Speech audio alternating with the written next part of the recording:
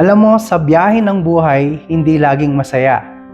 Minsan sobrang ganda ng araw, parang walang problema.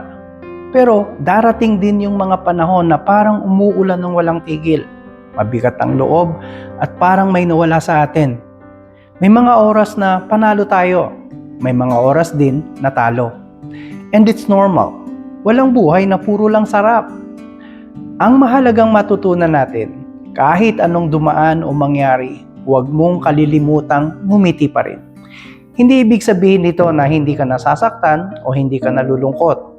Pwede kang umiyak, pwede kang magpahinga, pero pagkatapos, piliin mong ngumiti muli.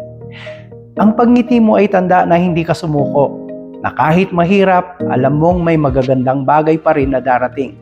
Sa bawat pag-ulan at pag-araw, sa bawat pagkatalo at tagumpay, tandaan mo, ang tunay na lakas ay hindi sa hindi pagbagsak, kundi sa pagbangon muli at pagngiti kahit nadadapa. Ayos?